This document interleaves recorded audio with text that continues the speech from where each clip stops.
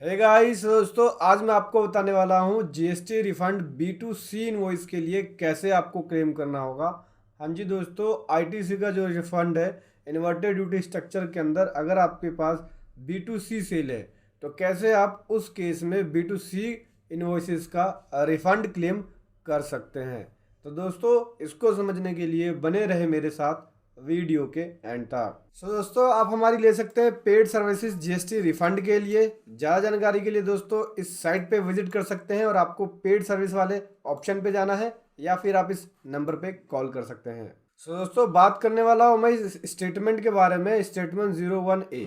हाँ जी दोस्तों, जब हम इस स्टेटमेंट को भरते हैं B2C इनवॉइसेस के लिए तब ये वैलिडेशन फेल हो जाता है और मेरे पास बहुत सारे सब्सक्राइबर के कमेंट्स भी आ रहे थे कि सर मैं B2C इनवॉइसेस का रिफंड क्लेम नहीं कर पा रहा हूँ। तो कोई तरीका बताइए कि कैसे क्लेम करना होगा। तो आज की वीडियो में आपको बताऊंगा कि कैसे आप जो है B2C का जो इनवॉइस है उसका रिफंड कैसे क्लेम करना होगा, कैसे स्टेटमेंट 01A के अंदर इसको डिक्लेयर करना होगा ताकि आप सीट को वैलिडेट कर पाएँ। देखो क्या होता है दोस्तों, B2C इनवॉइसेस का जो है आपको जो भी आपकी B2C इनवॉइसेस की सेल है, ठीक है, उसको आपको क्या करना होता है, उसकी वैल्यू जो होती है वो कंसोलिडेट फिगर को डिक्लेयर करना होता है जिस टैक्स पीरियड का आप रिफंड क्लेम कर रहे हैं। जैसे कि मैं आपको दिखाता हूँ, मेरे पास ये जून मंथ का जून 2019 की सेल्स है जहाँ पे मेरी एक सेल B2B की है और बाकी सेल मेरी B2C की है। ठीक है, B2C ये स्मॉल इनवॉइसेस हैं। ठीक है, तो इसको कैसे डिक्लेयर करेंगे, सिंपल तरीका यहाँ पे देख सकते हैं। मैंने यहाँ पे एक्सेल शीट के अंदर अलग अलग डिवाइड कर लिया है। B2C सेल अलग कर ली, B2B सेल अलग कर ली।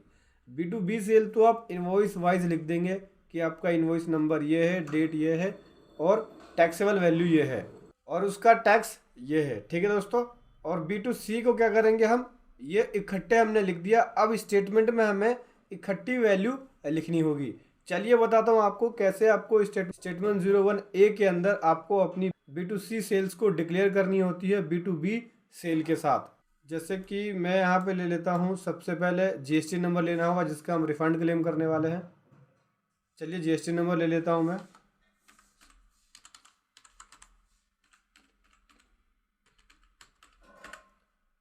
ये जीएसटी नंबर ले लिया दोस्तों। अब रिटर्न का पीरियड लेना होगा। जैसे जून 19 का क्लेम कर रहे हैं तो 06/2019 लेंगे, 06/2019। ठीक है, अभी सीधा यहाँ पे आ जाते हैं। हम आउटवर्ड सप्लाई को डिक्लेयर कर रहे हैं तो यहाँ से मैं सेलेक्ट करूँगा B2C सेल है स्मॉल। ठीक है, और यहाँ से ले लेंगे इनवॉइस है। ठीक, इनवॉइस ले लिया। नहीं, पहले हम लेते हैं B2B सेल, जो हमारी B2B सेल है। B2B सेल ले लिया, यहाँ से डॉक्यूमेंट ले लिया, इनवॉइस। ठीक है, अब नंबर पूछ रहा है कि उसका नंबर क्या है इनवॉइस का। तो इनवॉइस का नंबर जैसा कि आप सभी देख सकते हैं यहाँ पे ये है, इसको कॉपी करके पेस्ट कर दिया हमने इनवॉइस नंबर। ठीक है, डेट पूछ रहा है कि डेट क्या है उसकी, तो 27 जून 2019 है। डेट आपको इस फॉर्मेट में लिखना है 27-06-2019। ठीक है दोस्तों, उसके बाद टैक्सेबल वैल्यू क्या है, टैक्सेबल वैल्यू ये है, ये देख सकते हैं। टैक्सेबल वैल्यू को आप कॉपी कर सकते हैं, ये अलाउ है। और जो आपका टैक्स बना है उसे भी आप कॉपी कर सकते हैं, ये भी अलाउ है।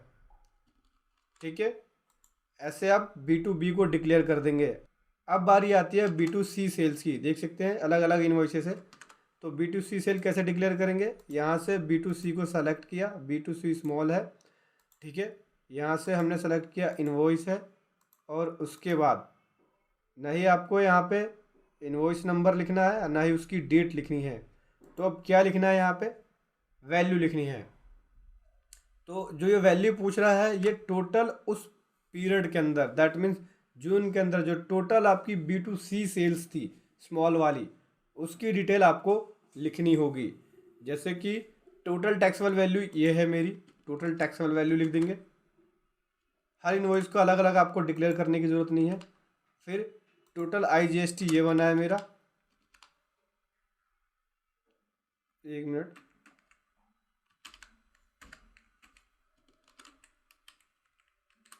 ऊपर वाली वैल्यू भी ऐड हो रही थी। तो टोटल टैक्सेबल वैल्यू मेरी ये हो गई, ये लिख दिया हमने 25,000।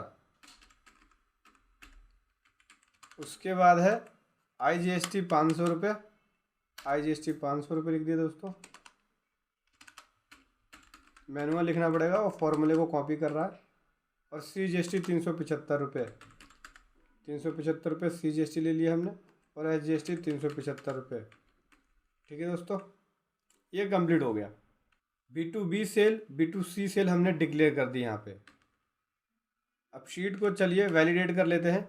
उससे पहले आपको एक इनवर्ट सप्लाई की डिटेल लेनी होगी। यहाँ पे सीरियल नंबर लिखना होगा, सीरियल नंबर 1 है, ठीक है, सीरियल नंबर 2 है, ठीक है। उसके बाद यहाँ पे हम एक परचेज़ की जो हमारी इनवर्ट सप्लाई है उसकी डिटेल ले लेते हैं। जैसे inward supply from registered person, यहाँ से उसका GST नंबर लिखना होगा।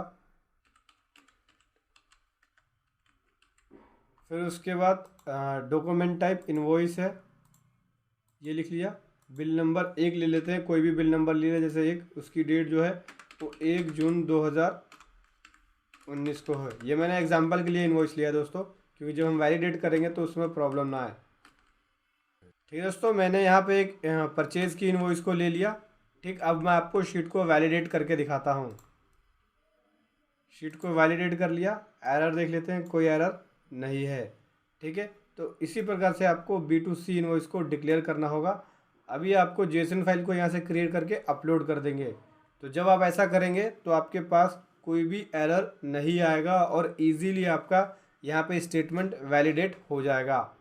अब रही बात B2C, जो लार्ज इनवॉइस होता है वो हो, अगर आपकी सेल B2C में लार्ज इनवॉइस की है तो कैसे लेंगे? B2C लार्ज ले लिया, ठीक है, यहाँ से ले लेंगे इनवॉइस।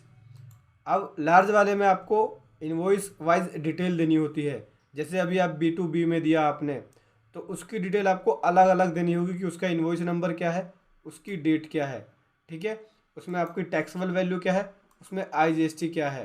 ठीक है दोस्तों, तो इस प्रकार से आप यहाँ पे B2C इनवॉइसेस का जो रिफ़ंड होता है, ITC रिफ़ंड, वो क्लेम कर पाएंगे। तो दोस्तों वीडियो कैसी लगी ज़रूर बताएं। Thank you so much. जय हिंद, वंदे मातरम।